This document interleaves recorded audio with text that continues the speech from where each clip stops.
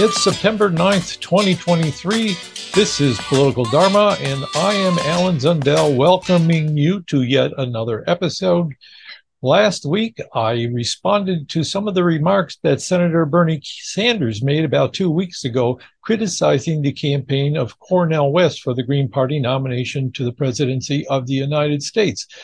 I got a couple of comments on that video that I'd like to respond to, and I also discovered that Cornel West himself had responded to Bernie Sanders' comments. So what I'm going to do in today's show is, first of all, I'm going to give some clips from Cornel West's response to Bernie Sanders and discuss that a little bit. Then I'm going to go back to my remarks of last week's show and kind of clarify my position and expand upon it somewhat. And then finally, I'm going to respond to a couple of the commenters on my show last week. And I do appreciate those comments and any comments you can give me, because I have to put these things together with limited time availability. To me, I don't have a big research staff. The staff is just me. I do everything here. So I appreciate your comments to help push me a little bit and ask questions and, help me to further clarify my thinking. Anyway, let's start off with a short segment from one of the talk show interviews that Bernie Sanders did 2 weeks ago here on the Rising on the Hill TV, which you can find on YouTube.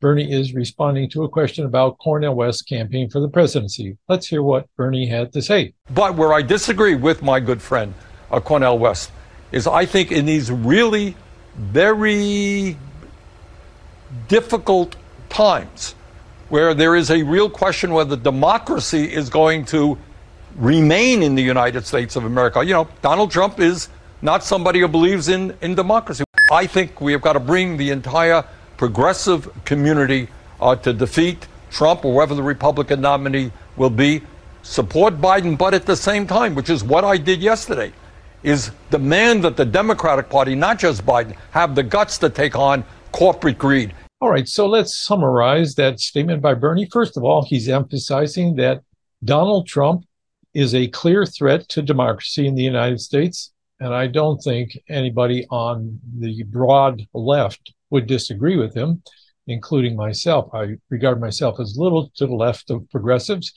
And then he is saying that to respond to that threat, we need to unify around the candidacy of Joe Biden. And then finally, he's saying we also need to push the Democratic establishment that Joe Biden represents, push them to challenge corporate control over the Democratic Party and to address economic inequality and issues like that. So that's his three-part defense. And now let's take a look at what Cornel West had to say, at least in part. He gave a 20-minute interview on the Rising again on the Hill TV. You can find that on YouTube. This was almost 2 weeks ago, so a few days after Bernie Sanders' comments. I'm going to play a couple short clips from that and discuss what Cornel had to say. All right. So I think in many ways, Brother Bernie's making a plausible argument, but I think deep down in his heart, he knows that the Democratic Party has no fundamental intention of speaking to the needs of poor people and working people. They are dominated by their corporate wing. They're dominated by the militarists when it comes to foreign policy, and that he and AOC and the others are going to be, in a certain sense, window dressing at worst, and at best, people to appeal to every 4 years. But the Democratic Party is beyond redemption at this point when it comes to seriously speaking to the needs of poor and working people. So that Bernie's argument, and again, I love my brother no matter what, but Bernie's argument is there's never time to break. And part of the paradox here, my sister, is the neo-fascism that's escalating is predicated on the rottenness of a system in which the Democratic Party facilitates that frustration and desperation because it can't present an alternative. And if the system, if America is unable to present an alternative to the Democratic parties in the end, then we're going fascist. Yeah. We just need to acknowledge that, because we're going to go sooner or later, it's going to go back and forth. So we've got to have some kind of break, or at least raise our voices and tell our precious citizens the truth about our condition. The 63% of our brothers and sisters of all colors who are citizens, who are living paycheck to paycheck as the beginning. Now, Brother Bernie understands that. Don't get me wrong. He's on my side in that sense. But at this particular historical moment, he's on the side of the Democratic establishment rather than the critics of that establishment trying to generate an alternative. Okay, so that was a couple of short clips from Cornel West's longer interview on the Rising, about 20 minutes long. You can take a look at it. I encourage you to, because I think he had a lot of worthwhile things to listen to. So he's saying, first of all, that the Democratic Party is not addressing the concerns of working people and the poor, which is his major concern and mine as well. The Democrats are not really addressing those concerns, and that window AOC and Bernie and progressives like that have come out early to support Joe Biden are merely being used as window dressing in order to encourage progressives to vote for a party that's not really addressing their concerns. In his longer remarks, West also added that he was on the platform committee of the Democratic National Committee following the primary elections of 2020, and that he represented Bernie Sanders on that committee, and he found that the committee just kind of shoved their concerns to the back seat again, that once they were in power, they were not really interested in what Bernie and his allies had to say about putting things in a platform. And I presume he, as well as I, don't feel like Bernie has had that much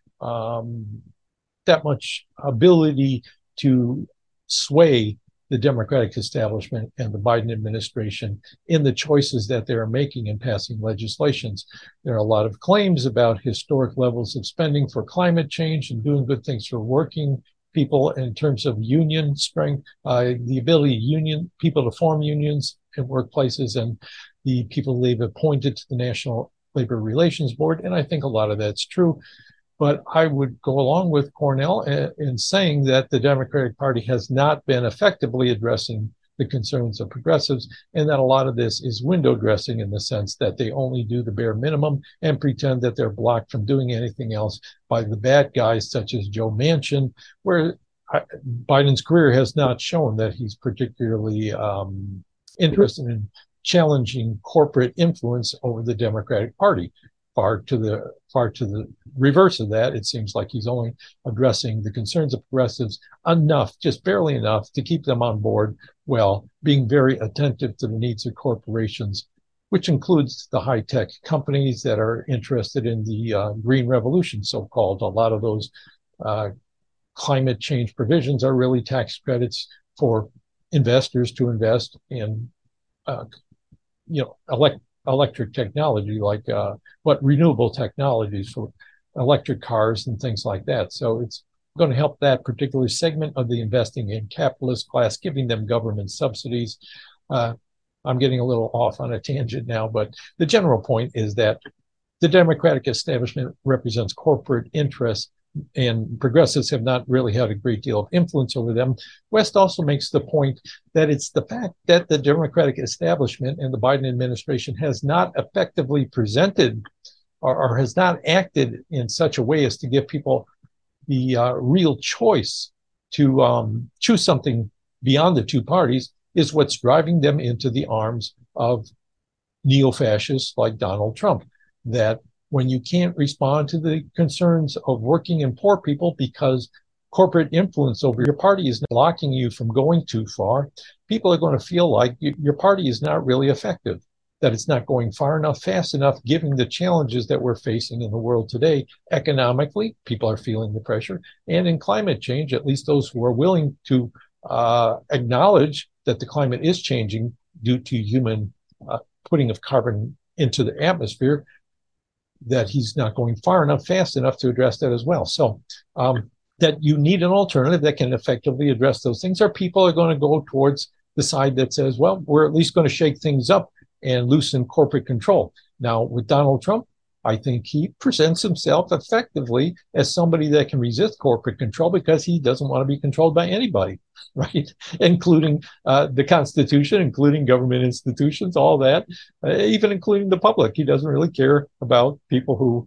whether they vote for him or not, as long as he can win the election. So what they're doing is turning towards somebody who's even worse.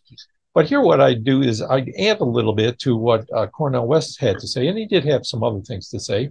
As I said last week, well, let me start here. First of all, The United States is not a democracy, and ever since the ratification of the Constitution, it has not been a democracy. If you read James Madison, who is the primary architect of the Constitution, if you read his commentary in the Federalist Papers, specifically the Federalist number 10, he talks about creating a system that can frustrate democratic majorities, and that's exactly what the U.S. Constitution was designed to do. Why frustrate democratic majorities?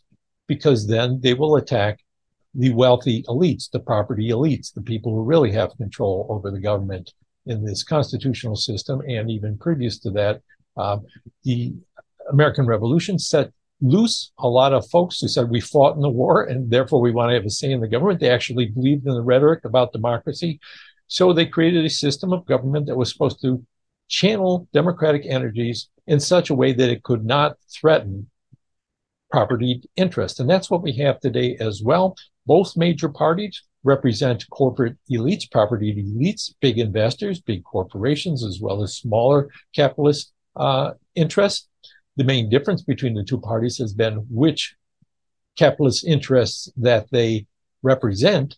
In the current time, I would say that the Republicans are a little more favoring of oil company interests, fossil fuel company interests. The Democrats are a little more attentive to Wall Street and banking interests, as well as high-tech Silicon Valley type enterprises and the corporations there. And they're both very responsive to the military industrial complex, military contractors. And so they both represent corporate elites, sometimes the same elites. I would also include big pharma in that. I could think of others if I wanted to, as well as having somewhat difference in the kind of elites they're trying to represent.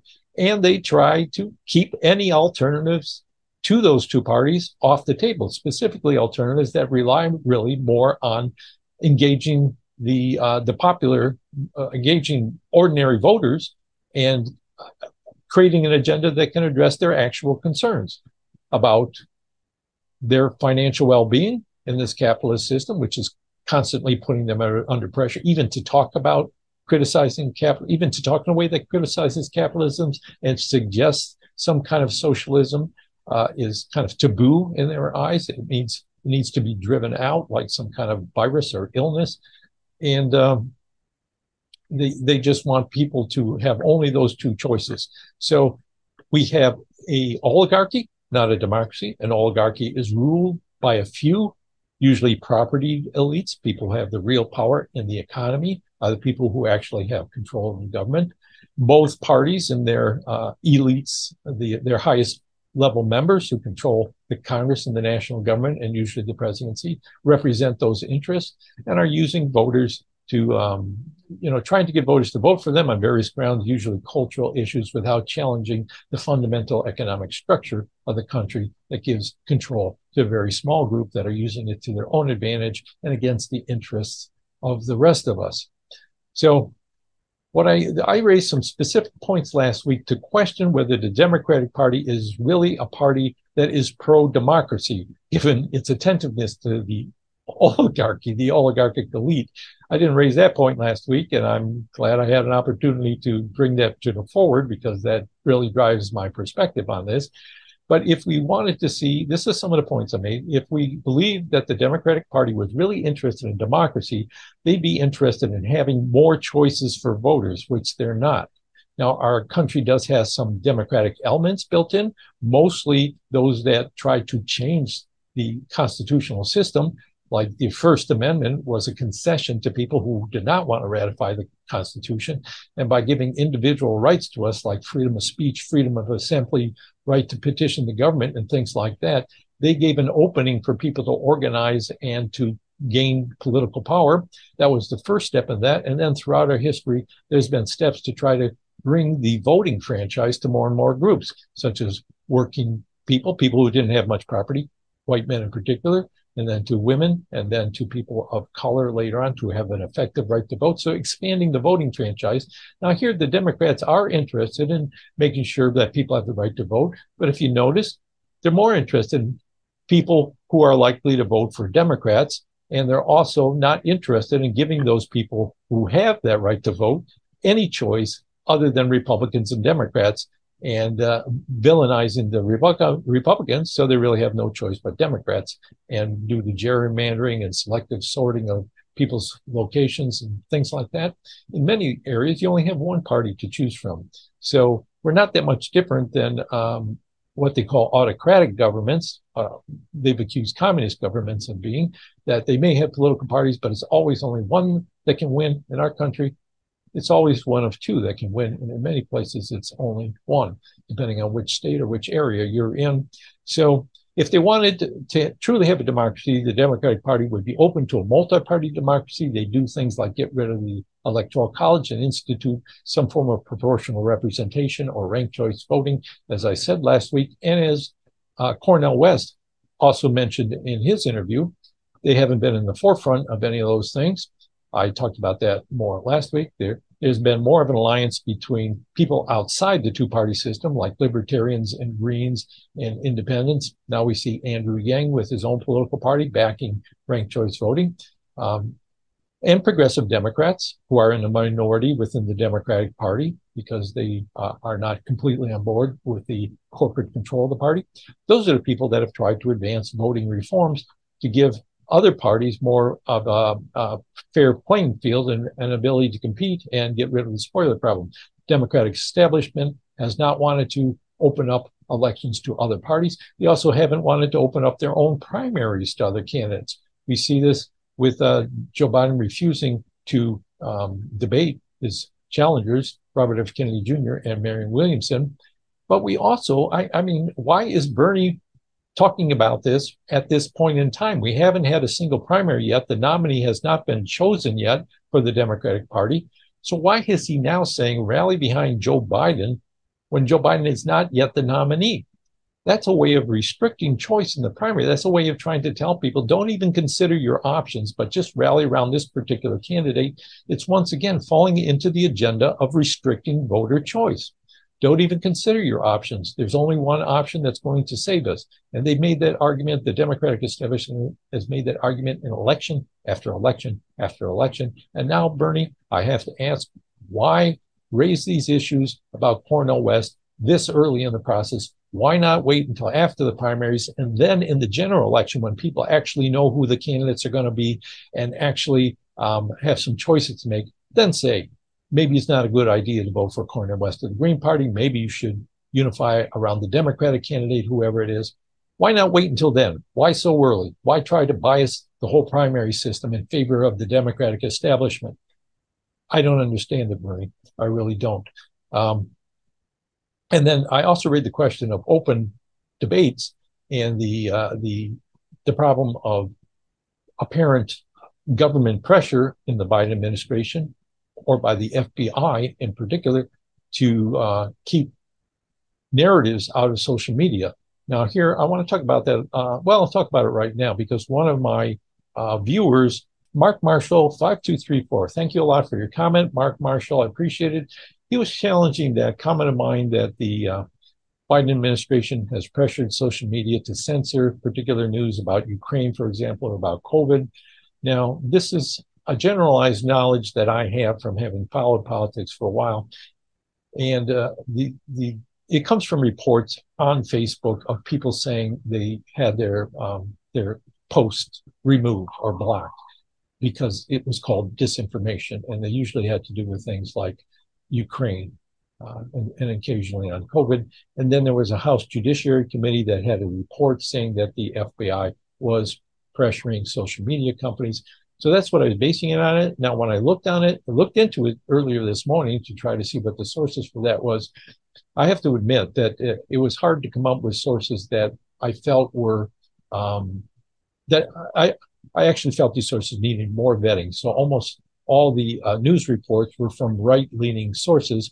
And the source of this report on FBI pressure was from the House Judiciary Committee, which is controlled by Republicans trying to discredit the Biden administration.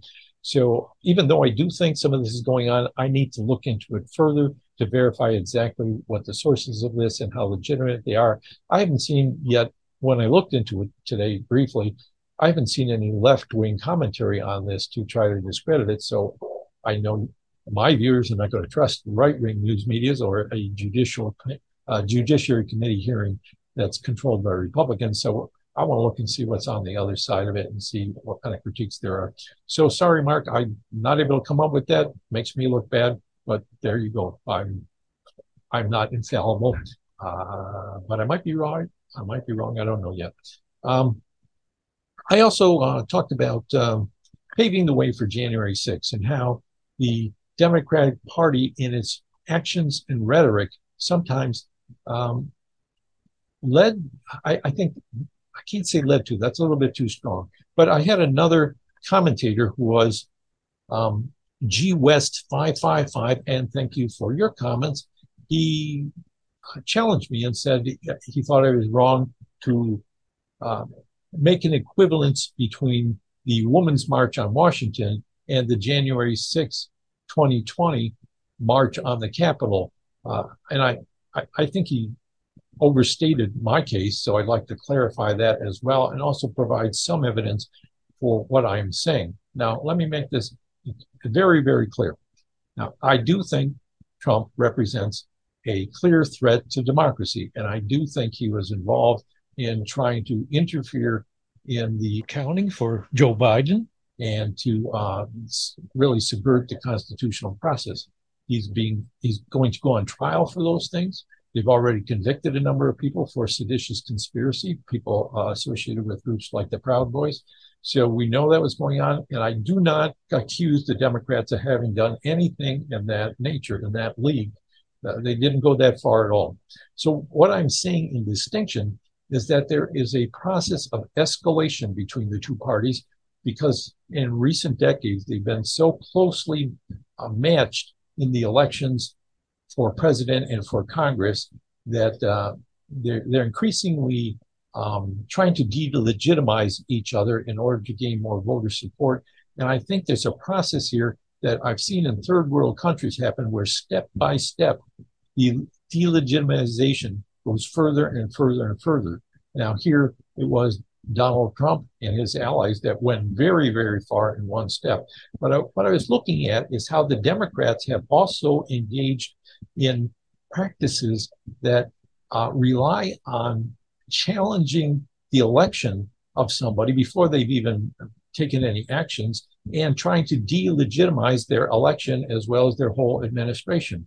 Now, whether you think Trump was a good president or not, the narratives that he was put into office purely by Russian collaborators and there was illegitimate, I don't think has any good evidence behind it.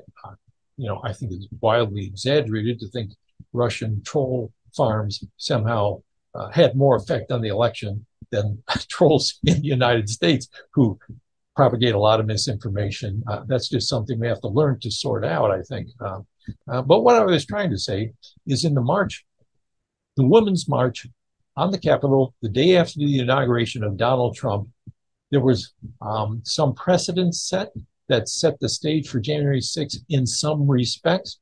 And those respects are specifically not about, doing anything illegal or violent, but in terms of just trying to delegitimize the president and also using fighting rhetoric that's meant to get crowds fired up. Let's have one example here from Maxine Waters, who was the speaker at the Women's March, and hear a little bit of what she had to say. I want to ask Donald John Trump, are you disturbed that over 250,000 people, mostly women, led by women, are here in Washington today? And you know that we're here rallying and protesting against your presidency. And so, Donald, while we are concerned, we're rallying and we're protesting, you don't intimidate us. You don't scare us. We're going to fight against you and your policies. We're going to struggle. We're going to do everything necessary to show you you cannot take this country down the path that you think you're going to take it down. We're not going to allow you to do it. Okay, that clip was from ABC News, and you can find long clip on the Women's March from back in 2017, which is when that was the year that Donald Trump was inaugurated. The Women's March was the day after his inauguration. You can hear in some of her words, she's saying they're protesting his presidency. So it's making it kind of personal. They want to fight against him and his policies. All right, they're not talking about physical fighting or being violent. They make it very clear, and I want to make it very clear that the fighting they're talking about is going out and helping elect more Democrats. That's what they want to do. They want to rally women to get involved, to vote for good candidates, to run for office themselves, and thus to prevent Donald Trump's agenda from being instituted. But the rhetoric here of fighting is very, it's typical in political campaigns, but also the very personalized approach to addressing the current president, who I think was elected according to our constitutional processes. I won't say democratic processes, but I'll say constitutional processes. And also saying that they're going to do everything necessary to stop him from going down the path he thinks is going to go on. Now, that's heightened rhetoric as well. I'm not saying that she's trying to say that they should do anything, including trying to prevent the president from taking office. But I am saying that kind of rhetoric was the same kind of rhetoric that was repeated by Donald Trump on January 6th. They encouraged people to come to a rally to protest vote counting for Joe Biden. And he used words like, we have to fight to save our democracy, very similar. Where he went a big step further, let me make that clear once again, was in, I think, and we'll find out, I hope, I think in encouraging and actively collaborating with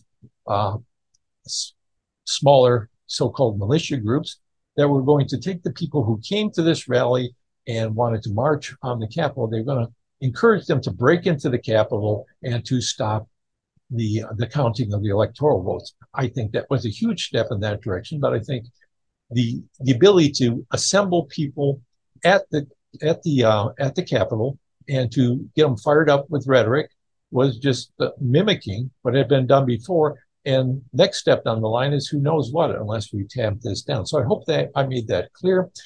Now, I also want to add to that this delegitimizing of the president was also accompanied by a delegitimizing of the election. And Donald Trump played on that as well by going a big step further and questioning whether there was like fair elections, whether, the counting of the votes or the ability of people to vote was really done in a legitimate way. But let's hear one of the things that Hillary Clinton had to say, and on a history of saying a lot of things like this.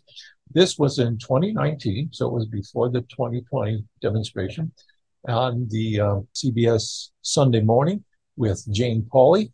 And let's hear some of her remarks. I believe he knows he's an illegitimate president. He knows that there were a bunch of different reasons why the election turned out the way it did. And I take responsibility for those parts of it that I should. But Jane, it was like applying for a job and getting 66 million letters of recommendation and losing to a corrupt human tornado. And so I know that he knows that this wasn't on the level. Well, you heard it for yourself. She said the president was illegitimate. I don't know why, other than she thinks Russia elected him, not the voters who actually voted for him, which is kind of insulting to those voters. And she also said he was corrupt. Not going to argue with that. And then she said that the election was not on the level. Not on the level. Is that much different than election denialism? Saying that, once the election's over, I don't accept the results. I don't think the results were fair. I don't think this president is legitimate. I don't think he should be inaugurated. So in these cases, I think prominent Democrats, Maxine Waters is long-term, she's been in the U.S. House of Representatives over 30 years. She's a representative from California and is at senior level positions on our committees and in the Black Congressional Caucus, or has been anyway. They're using rhetoric that I think escalates things, that creates a pathway for further steps towards the parties going in this direction of delegitimizing presidents when they're elected, delegitimizing elections after they're over, and encouraging the voters to see things that way and then to, take action in ways that who could lead, who knows what it could lead to. And as I said before, in third world countries, this is the kind of rhetoric and these are the kind of instigating factors that lead parties to see each other as mortal enemies, and it goes further and further and further. So in summary, I got some work to do on that censorship question. I think I've clarified my position on the Democratic establishment's commitment to democracy. I think it is skin deep and only goes so far as wanting people to be able to vote for them. But as far as giving people more choices or actually addressing voters' concerns, rather than always stopping short in order to please their corporate sponsors, the Democratic Party is not that. So I'm with Cornel West in the sense that I think not that he has to be president, which is a pretty long shot, nearly impossible, but that we have to build up alternative institutions, and the Green Party is one that we have to work with. So that is something that, rather than aligning with the Democrats to try to destroy the Green Party and frustrate any attempts for it to grow, I think we, as concerned citizens, should be helping to build up things like that, alternative parties, alternative organizations that can challenge this system and actually move it in a more democratic direction that neither of the major parties is going to be willing to do. Thanks for watching. I hope you come back. I look forward to hearing from you, even if you got criticism, even if you hate hearing what I say, because I learn from it, and I do appreciate the engagement. As I said, I'm not always right, and I can't always right away back up what I say, but it encourages me to look further into things, and I will let you know when I'm wrong. All right? I promise. I hope I live up to it. Okay. Goodbye. Come again next week, and thanks for watching. Remember, subscribe, like, all that stuff. Bye. With ease, I see the chains are breaking. We gained our focus, the moves we're making will prove to determine our self-worth as a passenger on this vehicle Earth.